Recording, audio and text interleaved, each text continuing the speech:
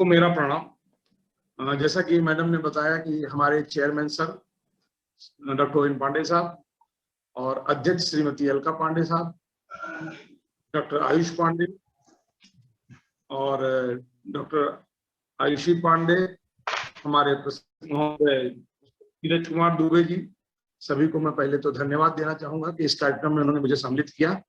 और जैसा कि मुझे इन्फॉर्मेशन है कि ये कार्यक्रम हमारा याददाश्त पे है कि बच्चों को अपनी मेमोरी कैसे शार्प रखनी चाहिए और करना पड़े तो कैसे शार्प करें उससे।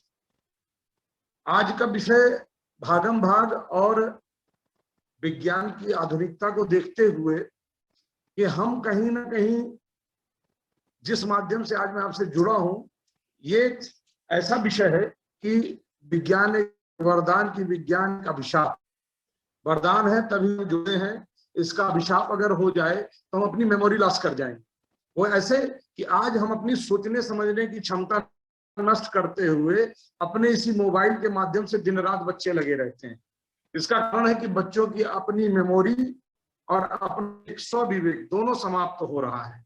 कहीं ना कहीं हमें ध्यान देना होगा कि इसका प्रयोग वैज्ञानिक और सैद्धांतिक रूप में किया जाए, ना कि इसमें लिप्त पाया जाए, 24 घंटे में इसमें लगे रहे और अपनी मेमोरी को हम नष्ट कर दे रहे हैं।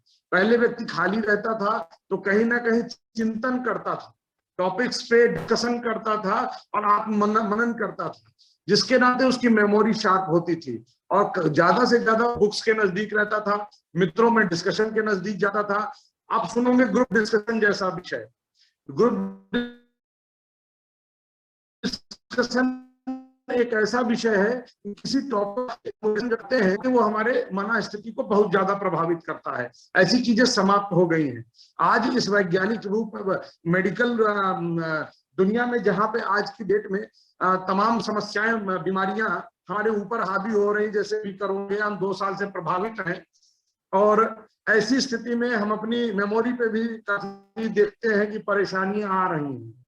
तो हमें कहीं ना कहीं चिंतन की तरफ, ग्रुप डिस्कशन की तरफ, आपस में बुक्स को लेते हुए उनका अध्ययन और एकाग्रता, मेडिटेशन और योग की तरफ हमको जाना चाहिए, जिससे हम अपने एकाग्र मन को कहीं केंद्रित कर पाएंगे, मन को।